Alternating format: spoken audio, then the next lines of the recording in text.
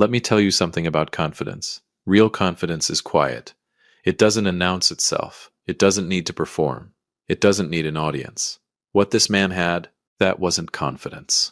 That was arrogance wearing confidence as clothes. And for a long time, nobody could tell the difference, including him, until I decided to show him exactly what the difference looked like. Welcome back to Sweet Family Revenge, where every secret has a price, every betrayal has a consequence, and justice always finds its way home.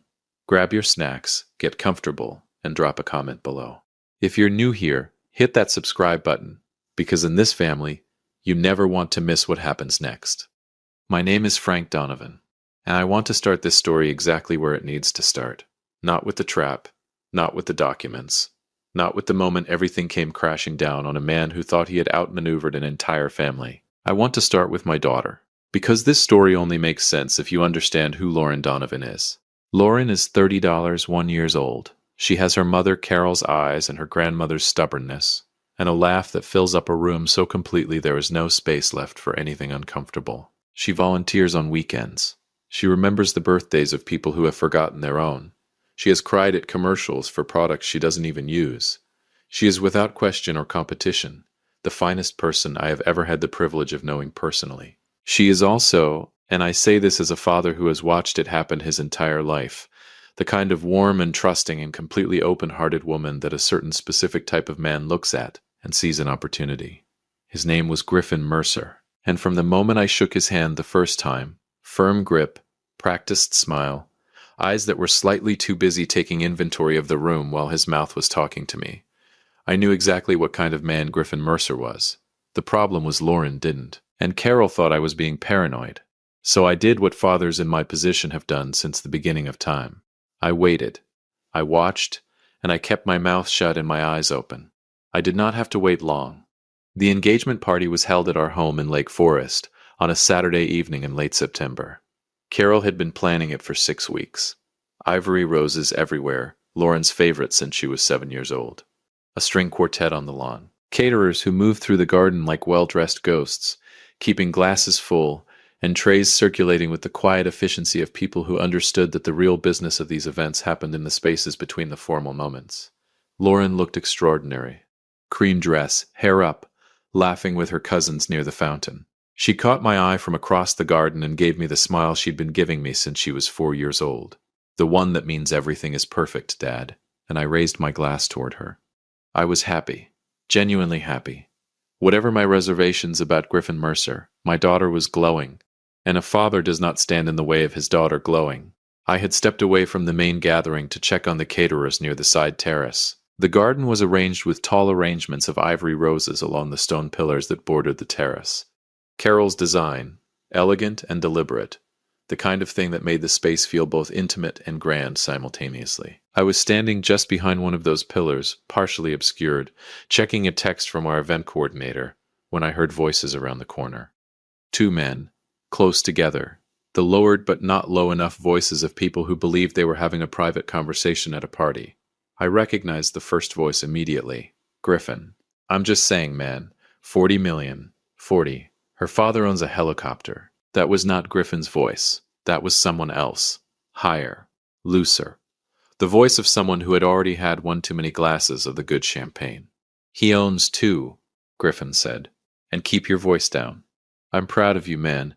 When you first pointed her out at that gala, I thought you were reaching, but look at you now. Engaged. Living the dream. I went completely still. Pointed her out. Between you and me, Griffin said, and his voice dropped to the register of a man who thinks he is completely alone in the world. I like Lauren. She's a sweet girl. But this? I heard the subtle gesture in his pause, the indication of everything around him. My home.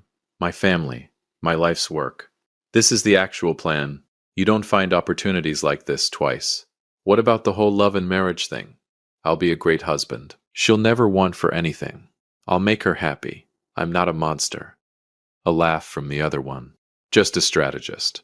Exactly, Griffin said, and I could hear the smile in it, the satisfied, self-congratulating smile of a man who believes he is the smartest person at a party being thrown in his honor. Just a very, very good strategist. I stood behind that pillar of ivory roses, with a glass of champagne held perfectly still in my hand, and I made a decision. I was not going to walk around that pillar. I was not going to confront Griffin Mercer in my garden in front of my daughter and our guests. I was not going to give him the warning that might make him careful, the scene that might make Lauren defensive, or the explosion that might damage the very person I was trying to protect. I was going to do something much, much better. I was going to build a room around him, and I was going to wait for him to walk to the center of it all by himself. I stepped back quietly from the pillar, fixed my expression, walked back around to the main garden. Carol was near the fountain talking to Lauren's aunt. She looked over at me and must have seen something in my face because she excused herself and came directly to my side. "Frank," she said quietly, "what happened? Carol has known my face for 33 years. There is no point attempting neutrality with that woman." I leaned close to her ear. "I need you to trust me," I said, "and I need you to act completely normal for the rest of this evening." She pulled back just enough to look at me. "Frank, normal, Carol. Can you do that?" A pause. Those steady gray eyes searching my face. Then she straightened, lifted her champagne glass, and said at full social volume, "Well, I think the roses look absolutely perfect, don't you? That is the woman I married. 33 years and she still makes me proud twice before breakfast." At the end of the evening, Griffin hugged me. Actually hugged me. Thanked me for the party. Said it meant the world to him. "Welcome to the family, Griffin," I said warmly. And then I said, because I had already decided exactly where this was going and I wanted to start laying the first brick, "I have an idea I'd like to run by you next week. A little investment opportunity. Something that could really secure your future with Lauren going forward." I watched the excitement bloom in his eyes, watched him contain it with that practiced, deliberate control of his. "I'd love that," he said smoothly. "Wonderful," I said, and I smiled. Two men, one conversation. Completely different games being played. Only one of us knew it. I noticed Griffin's friend, the loose-mouthed one with the champagne, watching from across the garden as Griffin and I shook hands. He raised his glass slightly in my direction, with the self-satisfied grin of a man who thought he had just watched his friend close the deal of a lifetime. I nodded back pleasantly. He had no idea he had just become the most important witness I would ever have. If you've made it this far, do us one quick favor. Subscribe to Sweet Family Revenge. A lot of people watch without ever doing it, but it costs you nothing and means everything to us. Thank you, genuinely. There is a particular kind of trap that only works on a particular kind of man. You cannot set it for someone humble. You cannot set it for someone cautious.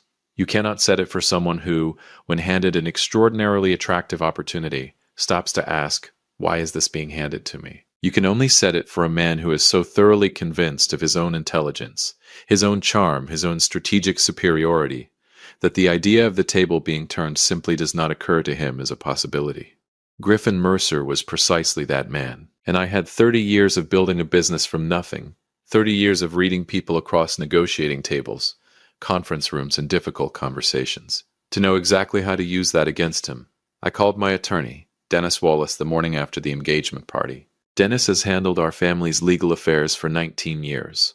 He is the kind of attorney who speaks slowly, charges accordingly, and has never once in my experience been wrong about anything that mattered.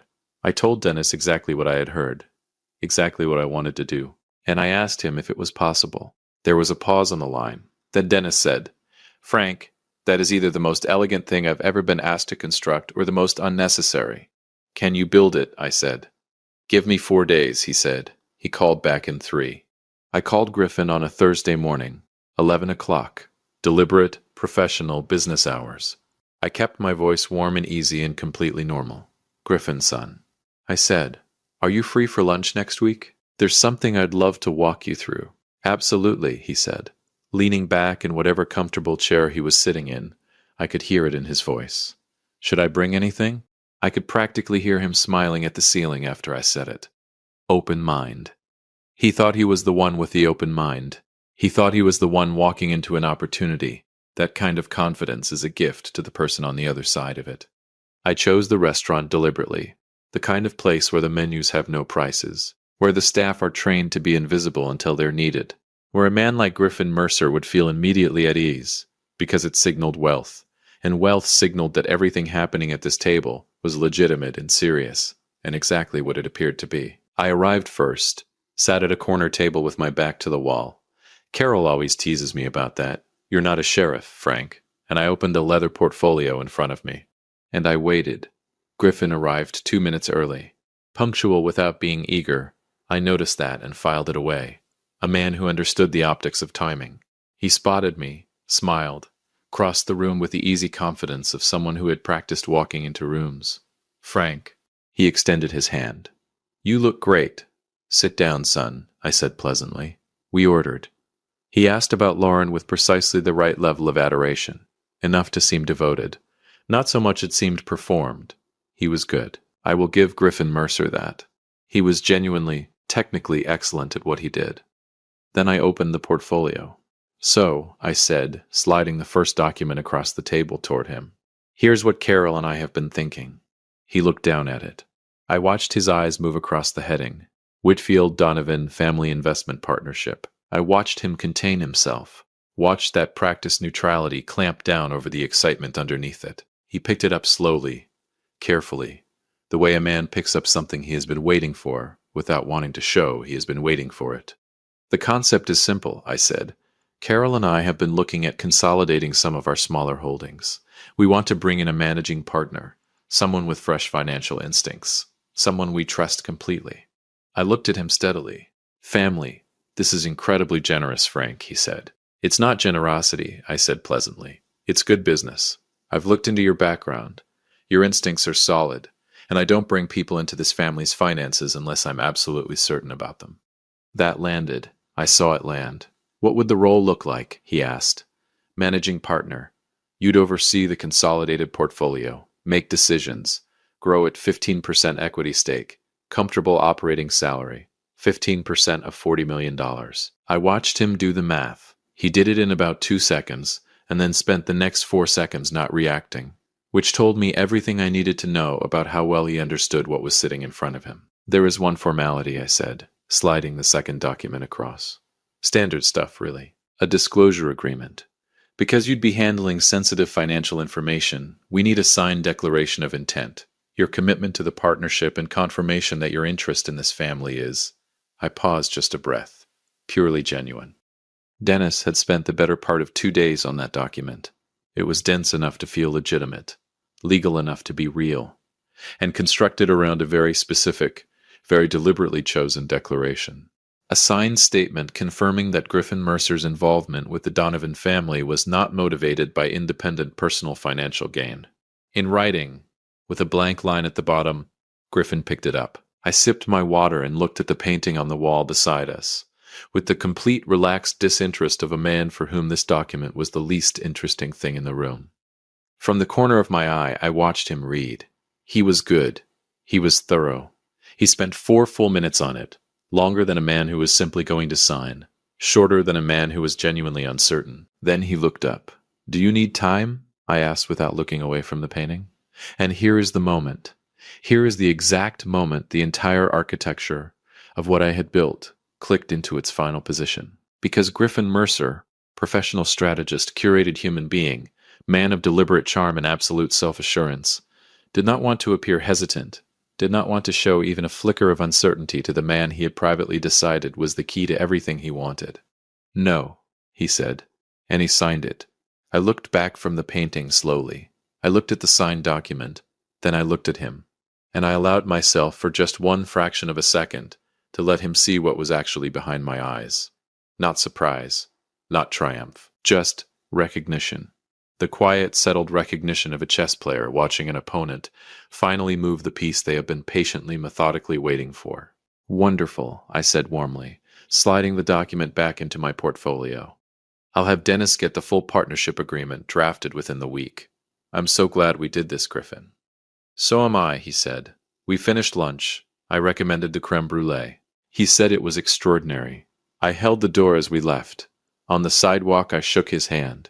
Firm, warm, the full Frank Donovan treatment, and I watched him walk to his car with the loose-shouldered stride of a man who believes he has just conquered something.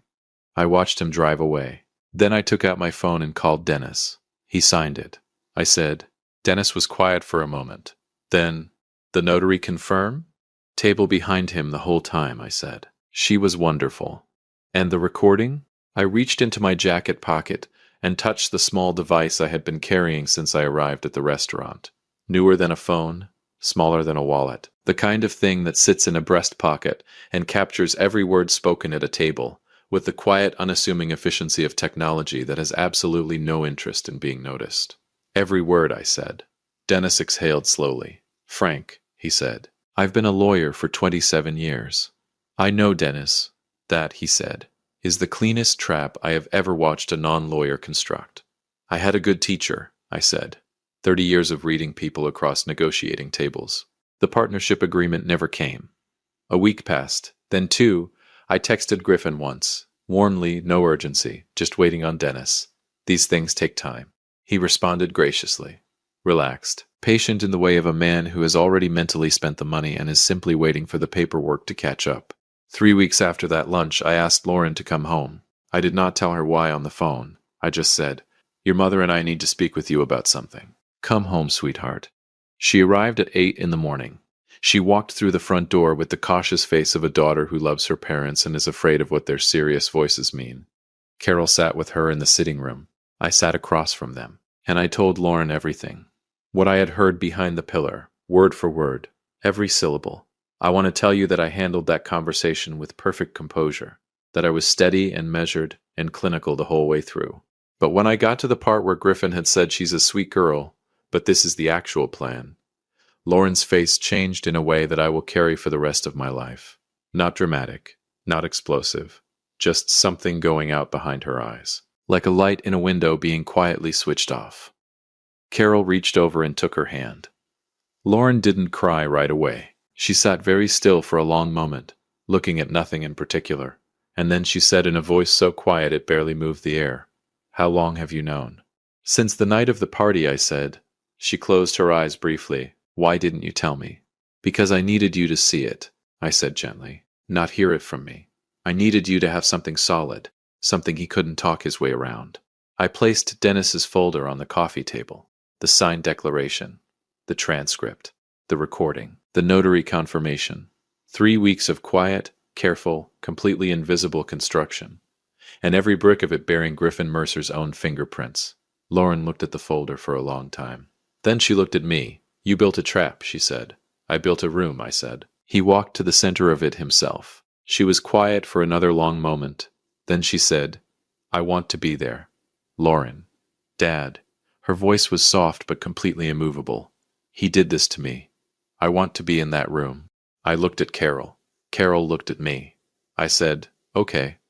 If you've been with Sweet Family Revenge for a while and want these stories to keep coming, it truly helps when you hit that like button and subscribe. 97% of people never do, but it's what keeps this community alive and these stories coming. Thank you, for real. Griffin arrived at 9 in the morning. The gate opened slowly as his car came up the drive.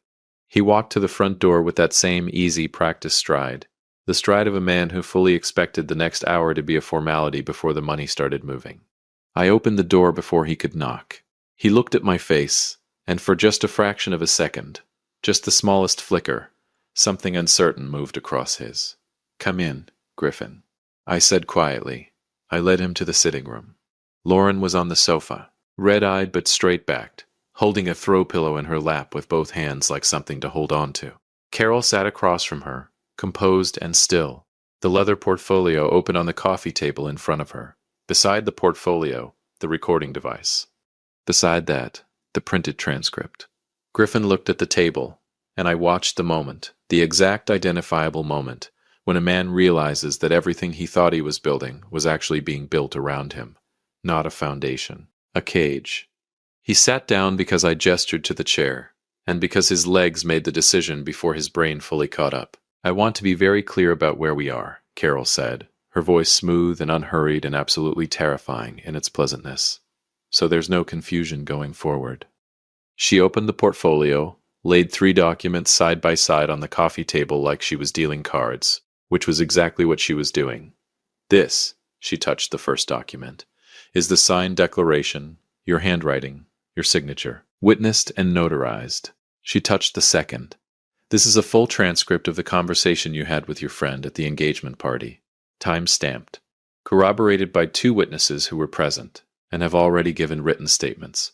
She touched the third. And this is a letter from our attorney outlining your legal exposure, given the direct contradiction between what you signed and what you said. She folded her hands on top of the portfolio. Any questions so far? Griffin opened his mouth. Nothing useful came out.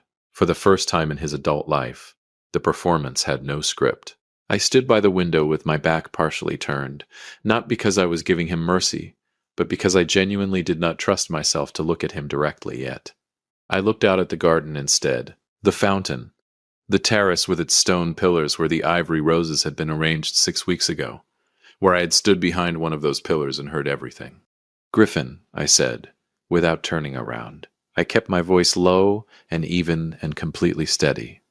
I loaded trucks at 4 a.m. for 11 years to build what this family has. I missed birthdays. I missed holidays. I missed things I cannot get back, because I was building something that would last. I turned around then, and I made sure he saw my face clearly. Not rage. I did not give him rage. Rage would have been a gift, something dramatic and scalding and containable. What I gave him was worse. I gave him the face of a man who had seen something he loved, treated carelessly by someone who never deserved to touch it. You sat at my table, I said quietly. You looked me in the eye and let me believe you were worthy of my daughter. The word worthy landed in that room like a stone dropped from a great height. Frank, he started. I'm not finished. He closed his mouth. What happens next, I said, depends entirely on the next 60 seconds of your life. Lauren had not looked at Griffin since he sat down. She was staring at the floor with her jaw tight and her fingers working the fringe of the pillow in her lap. Then she looked up, and she looked at him the way people look at something they once valued, that they now simply need to be removed from their presence. I knew something was wrong, she said quietly. I told myself I was being paranoid. I told my therapist I had trust issues. A short, sad sound that was not quite a laugh. I literally apologized to you for not trusting you enough. Do you remember that? He did. I could see it on his face, he remembered. I don't want to hear anything you have to say, Lauren said, with a finality that was more devastating than any amount of shouting could have been. Not an explanation. Not an apology. Not your voice in this room. She set the pillow down neatly. She stood up, and she walked out. She did not slam the door. That was the part that I think finished him. She just closed it gently, the way you close a door on a room you are done with, and the soft click of it was somehow louder than anything she could have said, which left Griffin Mercer alone with Carol and me.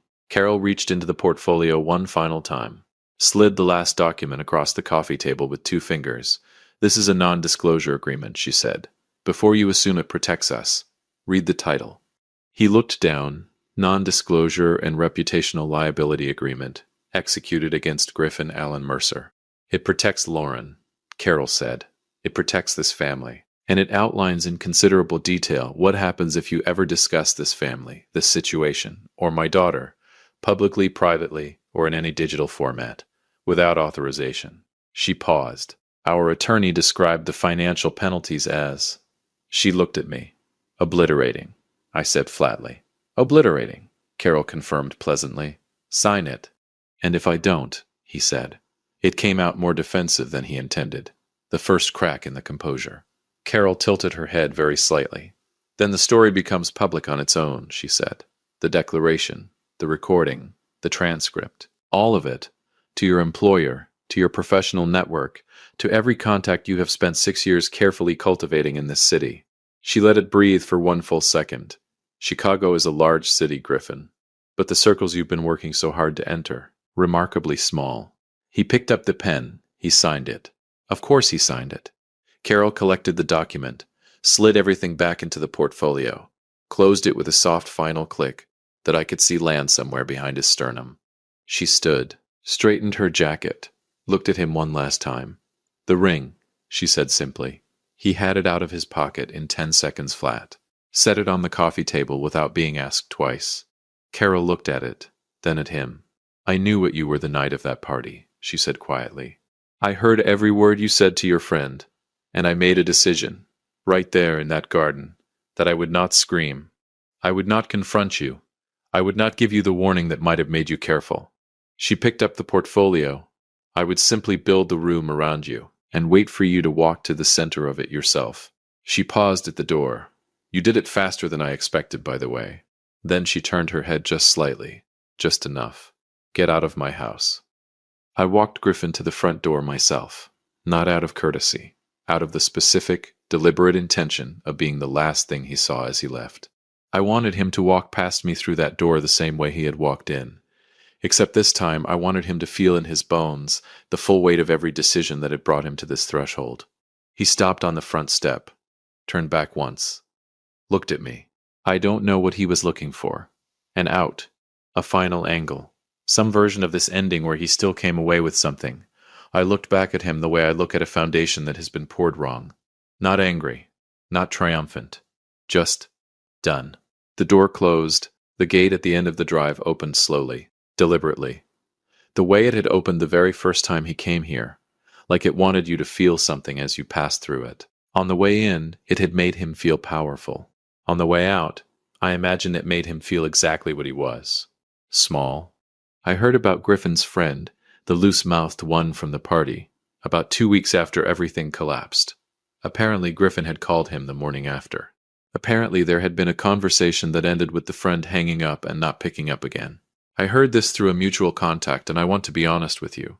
I felt nothing in particular about it. The friend had handed me exactly what I needed the moment he opened his mouth at that party. His carelessness had done more to protect my daughter than anything I could have engineered myself. In a way, I owed him something. Not gratitude exactly, just acknowledgement. Some men contribute to justice without ever meaning to. He was one of them. 3 weeks later, I heard through a mutual contact that Lauren was doing well. She and Carol had gone to Italy together, just the two of them. Lauren called me from a vineyard outside Florence at 11 o'clock, her time. I was sitting in the garden, our garden, the one with the fountain and the stone pillars where the ivory roses had been, with a glass of something Carol had left on the table beside my chair. The evening light was low and warm, and the garden was completely quiet. Her voice came through the phone full of something I had not heard in it for months. Not relief exactly, something deeper than relief. The specific lightness of a person who has put down something very heavy and taken their first full breath without it. She told me about the vineyard, about the particular color of the light there in the early evening, about a dinner she and Carol had eaten at a table outside where the pasta was made that morning, and the wine came from grapes she could see from where she was sitting. She laughed twice telling me about something Carol had said to a waiter who spoke no English, and she laughed the way she used to laugh before Griffin Mercer. With her whole self, nothing held back, no part of her monitoring the room for how it landed. She sounded like herself again, not a version of herself that had been adjusted and managed and quietly diminished by a man who saw her as a corridor to something else. Herself. Fully. Completely. That phone call, right there, was worth every minute of every brick I had laid. Griffin Mercer lost some professional connections. Not publicly, not dramatically, just quietly, inevitably, the way word travels in small circles when someone has been found out. Doors that used to swing open now staying politely permanently closed. Word travels fast when the right people know the right things. It always does. I said at the beginning that real confidence is quiet. I know now, more than I ever have, exactly what that means. Because the loudest person at that engagement party was a man in a good suit clinking glasses with his friend near the ivory roses, mapping out a future that was never his to take, laughing at his own cleverness. Certain he was the smartest person in that garden, and the quietest person in that garden was a father standing 6 feet away behind a pillar of ivory roses, listening, waiting, winning. If you liked this story, join our community by hitting that like button and subscribing for more real, raw, and family-centered stories on Sweet Family Revenge. And as always, thank you, genuinely, for being part of this family.